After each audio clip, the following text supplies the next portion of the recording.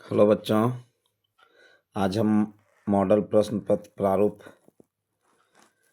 वर्ग 10वीं सामाजिक विज्ञान देखेंगे, जो परीक्षा की दृष्टि से बहुत ही महत्वपूर्ण है। चलिए देखेंगे पहला प्रश्न है, फ्रांसीसी क्रांति का नेता कौन था? तो फ्रांसीसी क्रांति का नेता कौन था? नेपोलियन बोनापार्ट, है ना। नेक्स्ट देखेंगे, फ्रांसीसी क्रांति की मुख्य विशेषता क्या थी?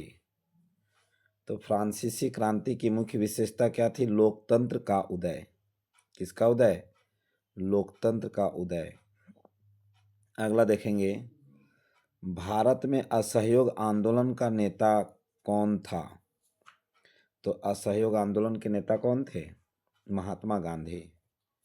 असहयोग आंदोलन प्रारंभ कब हुआ था? 1920 ईस्वी में। और असहयोग आंदोलन को वापस क्यों लिया गया था? तो उत्तर प्रदेश के गोरखपुर में चोरी चोरा की घटना के कारण, है ना। 5 फरवरी 1922 ईस्वी में चोरी चोरा की घटना हुई थी, उसके कारण। नेक्स्ट देखेंगे, भारतीय राष्ट्रीय कांग्रेस की स्थापना किसने की? तो भारतीय राष्ट्रीय कांग्रेस की स्थापना ए ओ ह्यूम ने की। नेक्स्ट है, द्वितीय विश्व युद्ध का मुख्य कारण क्या था? तो द्वितीय विश्व युद्ध का मुख्य कारण क्या था? तो जर्मनी द्वारा पोलैंड पर आक्रमण। क्या था? जर्मनी द्वारा पोलैंड पर आक्रमण। नेक्स्ट देखेंगे, भारतीय उद्यमी जिसने पहली भारतीय जूट मिल स्थापित की, तो कौन थे? है ना। तो इसका आंसर हो जाएगा द्वारकानाथ टैगोर। नेक्स्ट देखेंगे, भाप इंजन का विकास करने वाले ब्रिटिश आविष्कारक कौन थे? तो भाप इंजन का आविष्कार किसने किया था? James Watt. आगे देखेंगे, मुद्रण तकनीक सबसे पहले कहाँ विकसित हुई? तो मुद्रण तकनीक सबसे पहले कहाँ विकसित हुई थी? चीन में। कहाँ विकसित हुई? चीन में। नेक्स्ट देखेंगे, गीत गोविंद की रचना किसने की थी? तो गीत गोविंद की रचना जयदेव ने की थी, है ना। नेक्स्ट देखेंगे, महात्मा गांधी ने किस पत्रिका का संपादन किया? तो यंग इंडिया। किसका संपादन किया था? Young India. अगला देखेंगे, भारत छोड़ो आंदोलन कब हुआ? तो भारत छोड़ो आंदोलन 1942 में हुआ था, अगस्त 1942 ईस्वी में। बाघ परियोजना की शुरुआत कब हुई? तो बाघ परियोजना की शुरुआत कब हुई थी? 1973 ईस्वी में। किस प्रकार की मिट्टी में कंकड़ की मात्रा अधिक होती है? तो कंकड़ की मात्रा किस में होती है? बांगर में, है ना। नई जलोढ़ मिट्टी को खादर और पुरानी जलोढ़ मिट्टी को बांगर कहते हैं। काली मृदा किस नाम से जाना जाता है? तो काली मृदा किस नाम से जाना जाता है? रेगुर मृदा से। अगला है, सुंदरवन राष्ट्रीय पार्क किस राज्य में स्थित है? तो सुंदरवन राष्ट्रीय पार्क पश्चिम बंगाल में स्थित है। अगला है, नर्मदा बचाओ आंदोलन संबंधित है, किससे संबंधित है? तो सरदार सरोवर परियोजना से। अगला देखेंगे, जल किस प्रकार का संसाधन है? तो जल नवीकरणीय संसाधन है। अगला देखेंगे, श्रीलंका का राजकीय धर्म क्या है?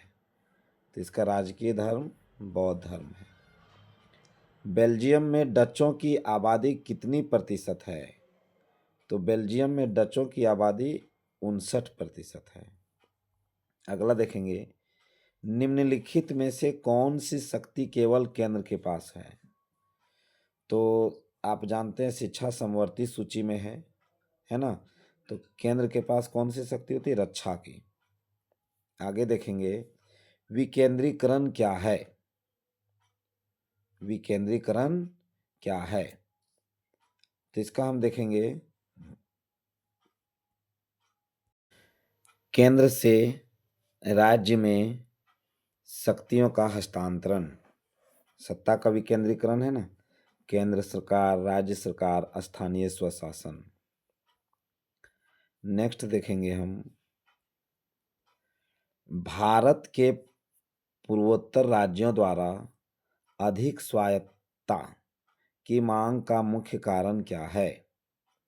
तो इसका मुख्य कारण क्या है? सांस्कृतिक और भाषाई अंतर।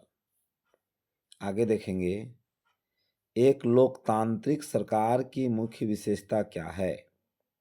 तो एक लोकतांत्रिक सरकार की मुख्य विशेषता शक्ति का केंद्रीकरण, हाँ हो जाएगा, शक्तियों का पृथकीकरण, व्यक्तिगत अधिकारों का संरक्षण, उपयुक्त सभी। तो इसका हो जाएगा उपयुक्त सभी। आगे देखेंगे, निम्नलिखित में से कौन भारतीय संविधान का एक प्रावधान है जिसका उद्देश्य समानता को बढ़ावा देता है? तो समानता का बढ़ावा कौन देता है? अनुच्छेद 15, जिसमें कहा गया है धर्म, जाति, लिंग के आधार पर किसी प्रकार का भेदभाव नहीं हो। क्वेश्चन नंबर 25 देखेंगे, भारत किस प्रकार का राज्य है? तो भारत संप्रभुता लोकतांत्रिक, हाँ है, धर्मनिरपेक्ष है, संप्रभुता लोकतांत्रिक, धर्मनिरपेक्ष और संघीय। इसका ऑप्शन नंबर सी हो जाएगा। नेक्स्ट, ग्रीन बेल्ट मूवमेंट का संबंध किस देश से है? तो इसका संबंध केनिया से है।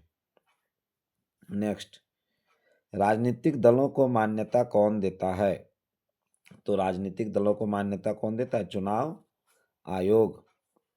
अगला प्रश्न देख लेंगे 28 नंबर, रोजगार गारंटी अधिनियम कब लागू हुआ? जिसको मनरेगा कहते हैं, 2005 में, जिसमें व्यक्ति को 100 दिन का रोजगार देने की गारंटी ली गई। अगला है, बैंकों की आय का प्रमुख स्रोत क्या है? तो बैंकों की आय का प्रमुख स्रोत क्या होता है? ऋण, है ना। नेक्स्ट और अंतिम प्रश्न है, सूचना का अधिकार अधिनियम कब पारित किया गया? तो सूचना का अधिकार अधिनियम 2005 ईस्वी को पारित किया गया। वीडियो अच्छी लगेगी लाइक शेयर सब्सक्राइब जरूर करें। धन्यवाद।